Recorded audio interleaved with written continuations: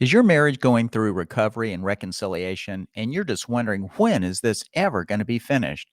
Well, join us today as we talk about where we are 5 years later. Hi, this is Phil and Priscilla Fretwell here with Savage Marriage. We're going to talk about how God is healing and restoring marriages today from betrayal, addictions, and the wounds of their past. And what He did in our marriage, He can do in yours too.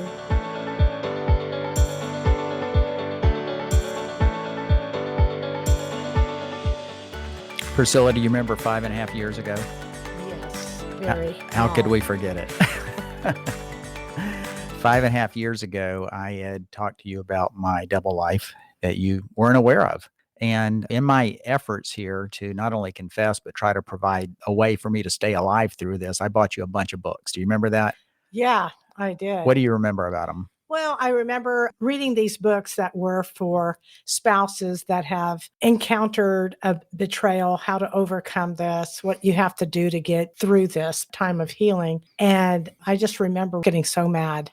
What was the point that you were mad at? I was angry reading these stories, and it took 5.5 years, 10 years, 12 years to get through this pain that I was feeling. Mm-hmm. And I just threw that book across the room and I said, I won't be here in 5.5 years. Yeah. Because the pain that I was feeling was just so overwhelming.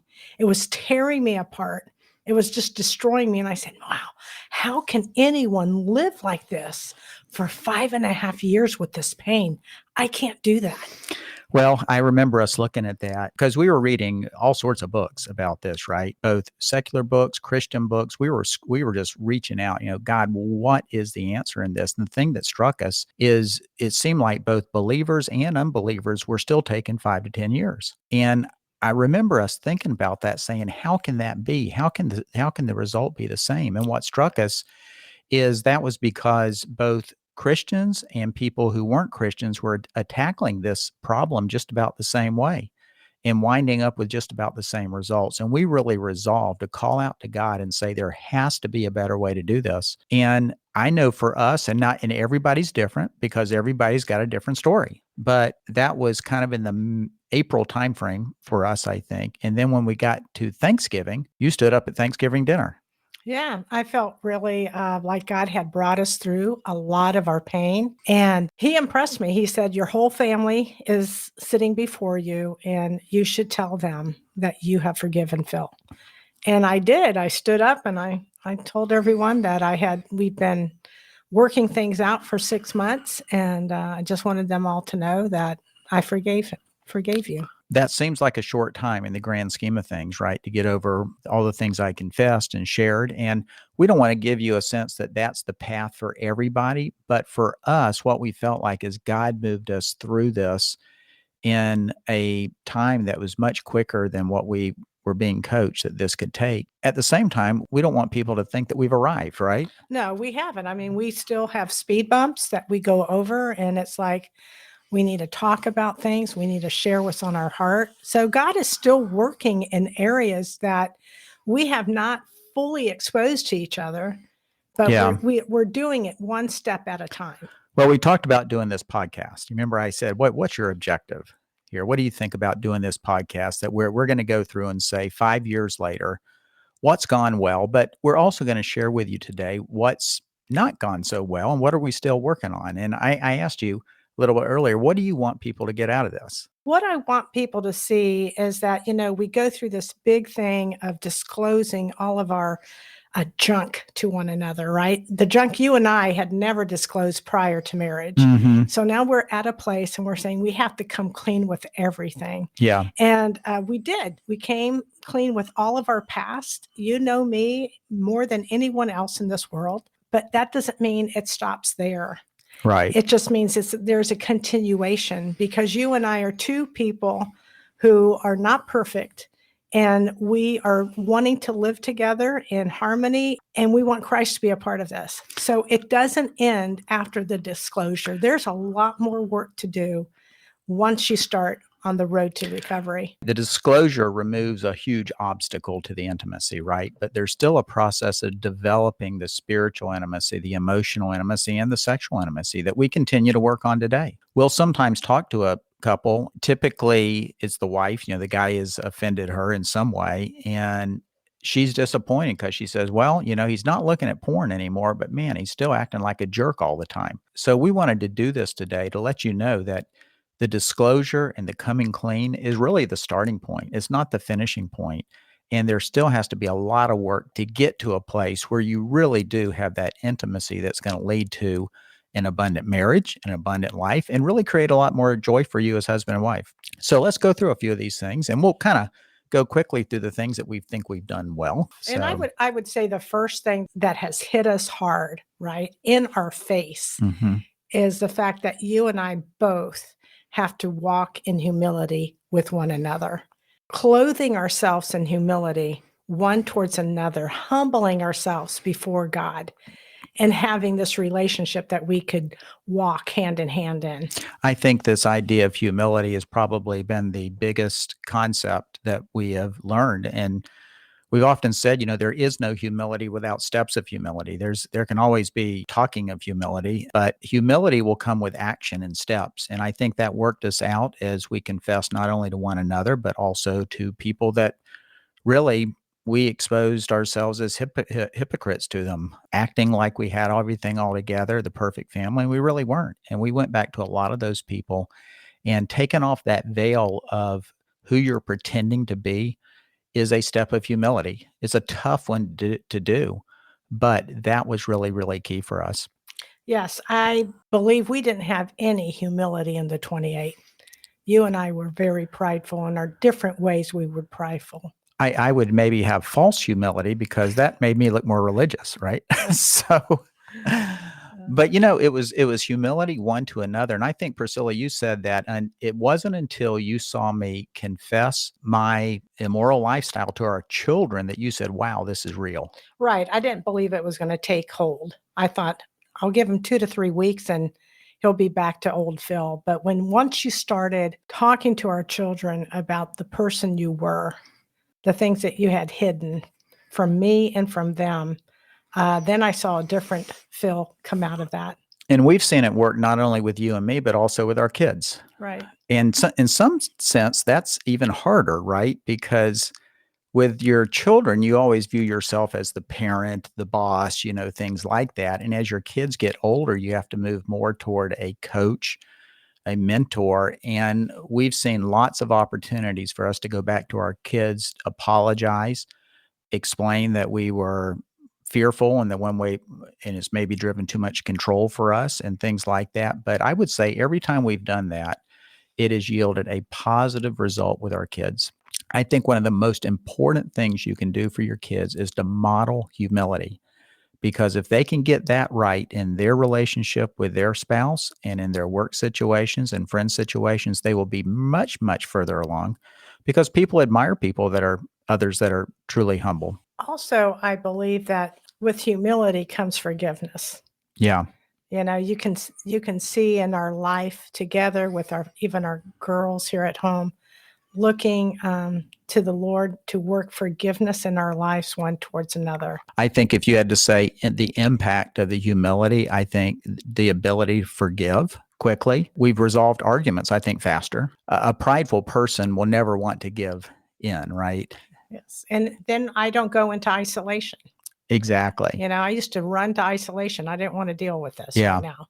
So we're not perfect on this, but if we had to capture one thought for us, Priscilla, I think this idea of understanding humility, walking in humility every single day with us and our kids has been a big thing. Right.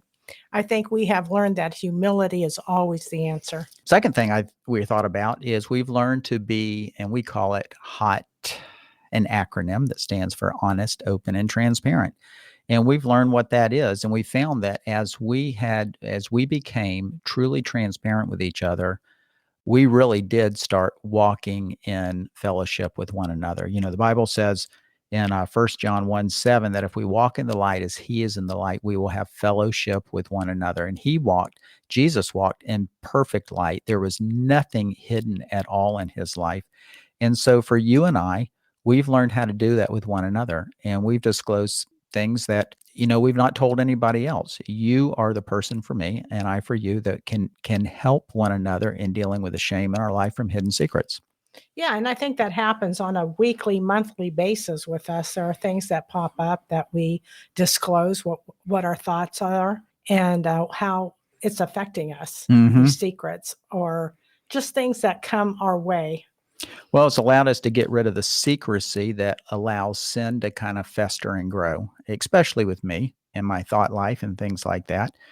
And, we've talked a lot about that verse. It's 2 Corinthians 10:5 that says, take every thought captive to the obedience of Christ. And what we have found is that as we bring things out into the open and share them, it allows us to take them captive. When we don't, they take us captive. And we can wallow around in darkness and despair and anger and all sorts of things until we really bring out all the secrets.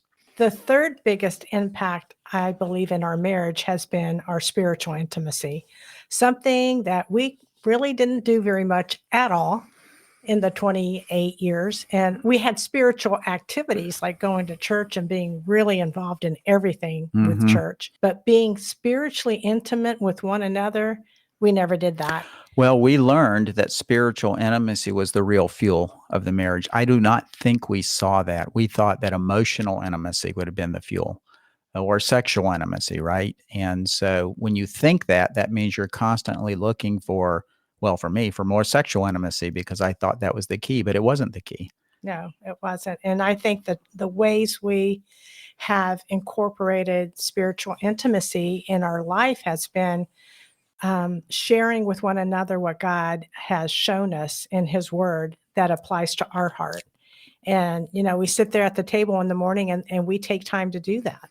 A real revelation, I think, for us, Priscilla, when we started looking at a verse in John 17:21. And this is what it says. This is Jesus praying. He says, I pray that they all may be one, just as you and I are one, as you are in me, Father, and I am in you. And may they be in us so that the world will believe you sent me. So what he's saying is, hey, Father, you and I are one. I'm praying that they would all be one the way you and I are one and the way I'm one with them. So it's kind of like the horizontal has to be as intimate spiritually as the vertical. And that's a crazy thought, isn't it? Well, it's so crazy. And the result is when we are intimate spiritually with one another and with the Lord, the world will know that you have sent me. Yes, because the world is looking for something that's more than just emotional and sexual intimacy. That's what unbelievers can be emotionally and sexually intimate. Now, we would say not the way believers can if they really have spiritual intimacy as a foundation, but we should be able to have more than what the world has. And it's got to start with a spiritual intimacy. So we have learned what it means for a husband and wife to know one another spiritually. I would say very few spouses know each other spiritually. They know each other emotionally and sexually, but not spiritually. So that's probably, I'd have to say, if we were trying to come up with the top three, I think those are it. I mean, there's lots of other things, right? Right. But I think those things put us together so that you and I really work together as battle partners now. We do. We have participated in one another's healing. And that's been amazing, Priscilla. It has been. So let's talk about the four things that God is working in our lives. Yeah, That's enough what of the good stuff. Let's hear the dirt. So what do you think number one is? The first one would be sexual intimacy. That has been a big deal in our lives because I have had teaching and preconceived ideas on what my sexuality should look like, and they haven't been right. Well, just about all teaching in the Christian church says sexuality is for the man. Right. The woman is under obligation. There's nothing about your pleasure, nothing about your interest. And so as a result, men wind up warped on this, and women do too. That's right. And not for the best. Yes. It's really for the worst. I've read some good books on sexuality and how it works, and some of even the preconceived ideas that were wrong in my head. These are things that we talk about one with another, Phil and I, but we also look to the Lord and want an answer from God in this, right? We want a healing to take place in my head. Well, I tell you, it changed our whole relationship here when we discovered that the God who was in the garden with Adam and Eve and present while they were enjoying one another sexually still wants to be present with us today in our sexuality. And when we started embracing him into that and discovered that there could be something that we call spirit-led sexuality, it changed us. I mean, that was a mind blower for us, don't you think? Yes, it was. I mean, it really helped us get through some tough times there. And your mindset has changed, and so has mine. Well, another area, and this would probably be for me, is I still struggle sometimes in sharing all of my thought life immediately with you. And I know it's good for me to do that, but every now and then I'll see something around town or in a grocery store or something, and I'll say, oh, that's not such a big deal. And then the thoughts will come back to me still, and I'll try to battle and say, I don't need to talk about my thought life. But sooner or later I do, right? Right. You do. And most of the time it's kind of like, okay, whatever. Thanks for telling me, and it doesn't affect me. Initially, after you came clean, a lot of times I got triggered, and today I do not get triggered as much. And most of the things that you disclosed to me, I'm like, all right. Well, that's really helped. And the fact that I can send you a praying hands emoji and say, hey, something's on my mind. I saw this or did this. Because I think when you talk to guys and they've gotten to a place of acting out, they never started that just immediately before. There is a precursor, there's a ritual to the acting out. And you have to get disclosure, not of the acting out, but of the ritual of when the process starts. And so I've learned that I get way ahead of this stuff, and I've been able to live in freedom from all these addictions and problems and issues, and that's really been amazing. A third thing that we have been dealing with is our personalities. What? What's wrong with my personality? Nothing's wrong with your personality. It's just that we have a different way of going about things. And a lot of times I have the right way. No, you have a different way. A different way. So we should tell everybody our 34th anniversary was a couple of weeks ago, and we had a big fight. 2 days before. And we almost completely threw away our podcast. We discontinued the podcast. I was going to throw all the equipment out in the yard. And you say, wow, why is that, Phil? And well, what happened, Priscilla? Well, it was really my fault. And I had to humble myself and come and ask for forgiveness because I did not like the way the podcast was being handled. I thought it was a little bit abrupt and, kind of demanding. And I decided not to show up for the podcast. And who was being so demanding? You. Oh, so...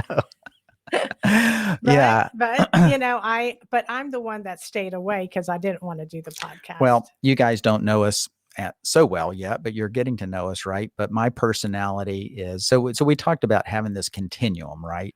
On one side of the continuum is I'm going to work really hard to get everything done because it's all up to me. And on the other side is I'm going to take it easy and wait on God to do everything because it's all up to God. And I'm on the first side and you're on the second, right? And so what's happened is God has moved both of us a little closer to the center on this. That's right.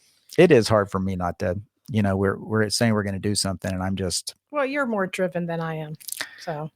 You're more relaxed than me. I'm more relaxed. I'm the fun person. I'm trying to be more fun. I really am. So, but that is something. And I think people have to be students of one another, right? Yeah. And the verse that says, live with your wife in an understanding way. I mean, it could be true of men, the husbands too, right? We both have to understand each other and work towards working out all these little adjustments because everybody has adjustments that need to be made in their life. We're not perfect, right? Right. And I believe that the studying of your wife is a lifetime. So the fourth thing, though, that we talked about is learning how to build humility and transparency into our relationship with our kids. And you say, well, Phil, that's not about you and Priscilla. That's about your kids. But, we found the kid relationship affects us, right? It's all part of the whole thing. Sometimes I think it's harder to get through. It is. Because you're dealing with the third party and it's their emotions. And you and I are here, we're talking our stuff out, but now you're dealing with a third person and it can become pretty tough. It can be. But we're getting better at that. We are. And we encourage one another. Sometimes we're slightly different in what we want to say and how we want to approach that. But I mean, a number of times you come into me and said, "Hey, you need to go in and apologize." Well, actually, I think the other night you came in and said, "You need to talk to Jesus and see what he wants you to do about this." So I think that's what you said, something like that. I did. And so we've encouraged one another in that. And I'd say that's probably an ongoing place where I need work in my life, and is working out the transparency and humility with our kids.